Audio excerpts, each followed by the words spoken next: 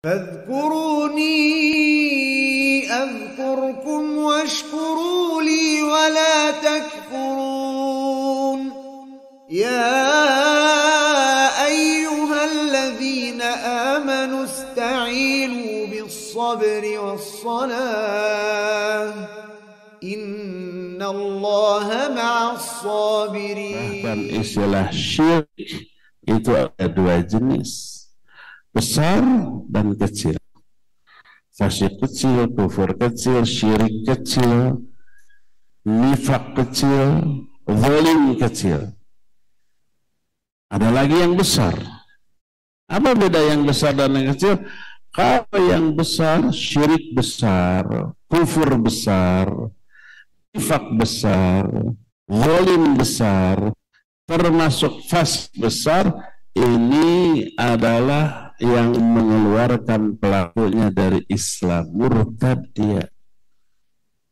Syirik besar seperti menyembah kepada Allah, tapi menyembah juga kepada selain Allah. Pelakunya murtad, keluar dari Islam. Kalimat tauhid yang menjadi dasar keislamannya hancur dengan perbuatan syiriknya. Kalimat tauhid adalah la ilaha illallah, tidak ada sembahan yang lain selain Allah. Dia nyembah selain Allah, gugur sudah, hancur tauhidnya, maka dia keluar dari Islam. Kalau syirik besar. Adapun kalau syirik kecil seperti riya, seperti sum'ah, seperti ujub, dan ada beberapa perbuatan yang dikategorikan syirik kecil, seperti bersumpah dengan menyebut nama selain Allah. Itu kufur atau syirik, tapi yang kecil. So kata Nabi SAW, man halafa bi ghairillah faqad asyraka au kafar. Siapa yang bersumpah dengan menyebut nama selain Allah, dia sudah syirik atau sudah kufur. Kecil. Pergi ke dukun, syirik. Syirik kecil. Keluar dari Islam, tidak murtad dari Islam, ya. Demikian juga kufur, ada kufur besar, ada kufur kecil. Kufur besar keluar dari Islam. Contohnya siapa? Contoh orang yang mengingkari salah satu saja di antara rukun iman dan rukun Islam. Rukun iman ada 6, diingkari satu aja, nggak iman kepada takdir, kufur sudah. Nggak iman kepada malaikat, kufur, walaupun dia ahli ibadah. Cuma rukun iman yang lain diyakini, satu diingkari, kufur dia. Atau mengingkari salah satu di antara rukun Islam yang 5. Yang 4, syahadat, salat, saum, zakat, diyakini, diimani, diamalkan dengan hebat. Haji diingkari. Ya bisa kufur walaupun ahli ibadah. Ini kufur besar. Pelakunya keluar dari Islam. Adapun kufur kecil, pelakunya tetap muslim, tapi muslim yang berdosa besar. Tapi tidak keluar dari Islam, tidak murtad. Contohnya apa? Tadi membunuh. Kata Nabi SAW, sibabun muslim fiskun wa qitaluhu kufrun. Mencela sama muslim fasik, fasik kecil. Memeranginya kufur, kufur kecil. Orang tidak kafir, tidak murtad dengan membunuh, enggak. Jangan kalian kembali kepada kekufuran sepeninggalku, yaitu sebagian kalian memerangi sebagian yang lain. Disebut kufur. Tapi ini kufur kecil. Kenapa? Karena walaupun disebut kufur kecil, pelaku pembunuhan oleh Allah tetap disebut mukmin. Al-Hujurat ayat 9 tadi. Wa in ta'ifatani minal mu'minina qatatalu fa aslihu bainahuma. Kalau ada dua kelompok mukmin saling berperang, damaikan. Maka ketika perang sesama mukmin benar-benar terjadi, seperti kasus perangnya golongan Ali bin Abi Thalib dengan Muawiyah, dua-duanya mukmin, Tapi dua-duanya berperang, saling bunuh, iya saling bunuh. Maka mereka tidak keluar dari Islam, tidak murtad, karena Allah tetap menyebut dengan sebutan mukmin. Apakah dua-duanya berdosa? Tidak. Dua-duanya bisa berpahala. Loh kok bisa saling bunuh, saling berperang, saling mencabut nyawa, tapi dua-duanya berpahala? Ya, kalau didasarkan pada ijtihad.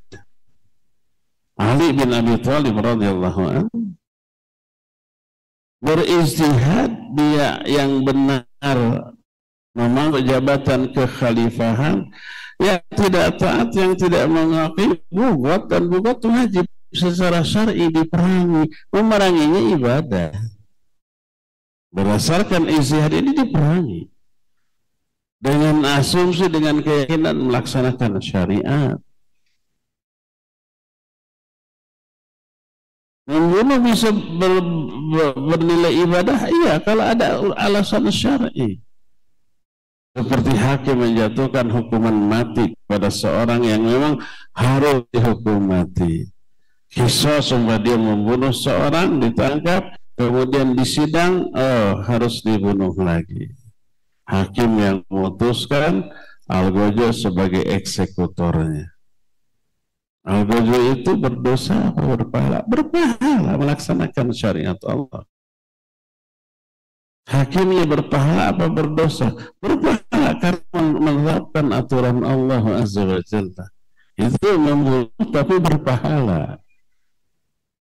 La yahillu damu imri'in muslim illa bi ihdath thalath. Tidaklah halal darah seorang muslim kecuali dengan salah satu di antara tiga perkara. Pertama, as-sayyibuz zani, orang yang pernah menikah lalu berzina, baik masih punya pasangan, masih punya suami, masih punya istri, ataupun sudah janda dan duda, terjerumus ke dalam perzinahan, halal darahnya. Tapi dengan prosedur. Tidak lantas ini ada yang berzina langsung gabres-gabres ditusuk mati, enggak boleh. Tangkap dulu, setelahkan ke hakim, disidang, nanti dicari apa namanya uzur-uzurnya. Kalau ternyata menurut hakim, ya ini harus dirajam, laksanakan rajam sampai mati.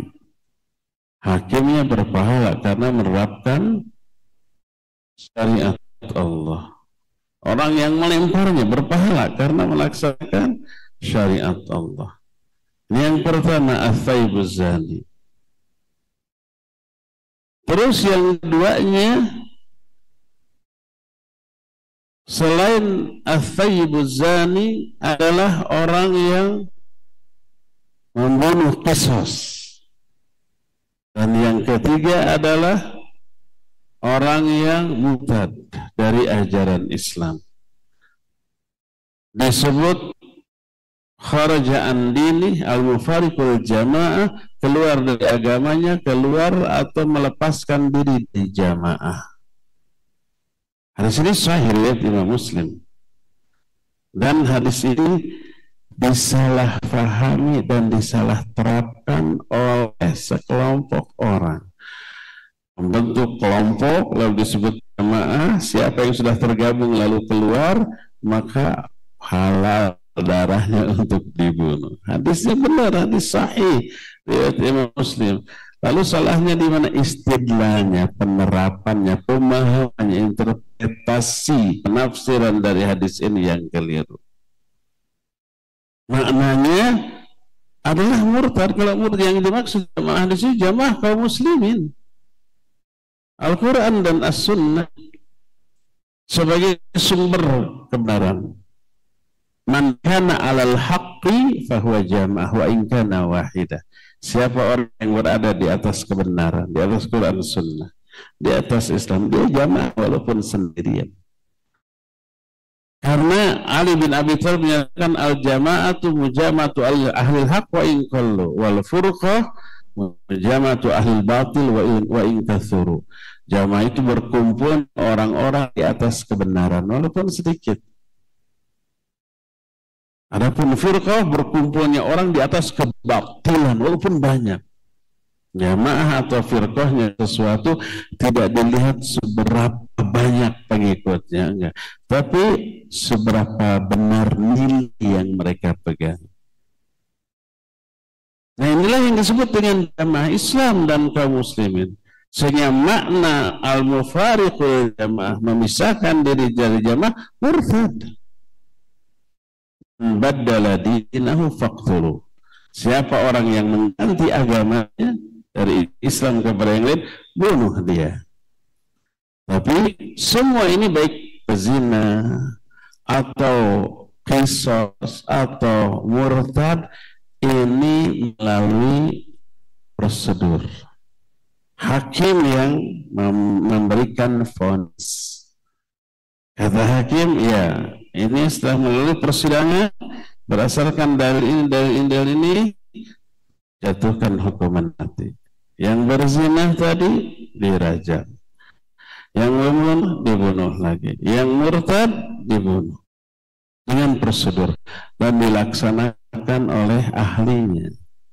Kalau bukan ahli, dipenggal kepalanya, nggak mati-mati. Kan lukanya hanya sedikit. Kalau oleh ahlinya, langsung putus.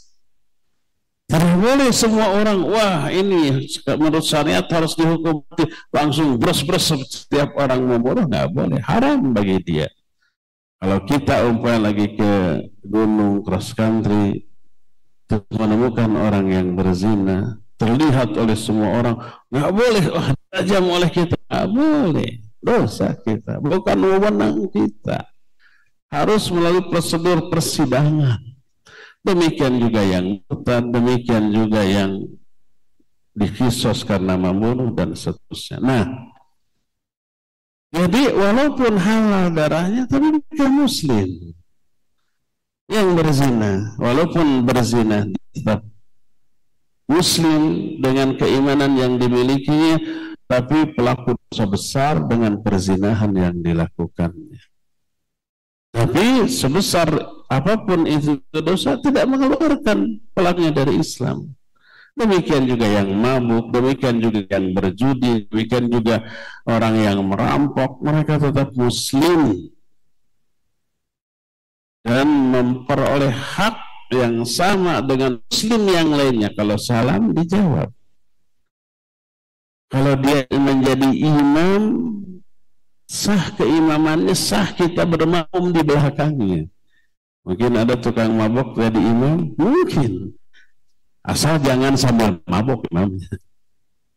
Lagi normal, lagi biasa, bacaannya benar, gerakannya benar, sah untuk dirinya, sah keimamannya, walaupun tidak afdol.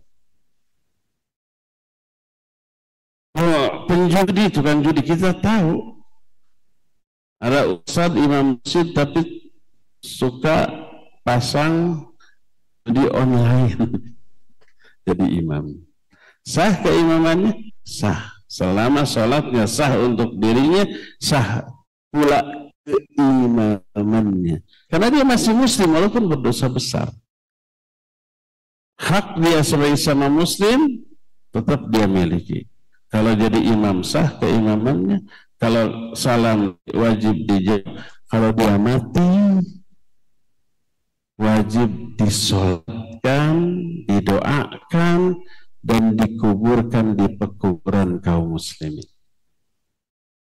Dia tetap muslim dengan keimanan yang dimilikinya walaupun fasik dengan dosa-dosa besar yang dilakukannya, walaupun sampai harus dihukum mati.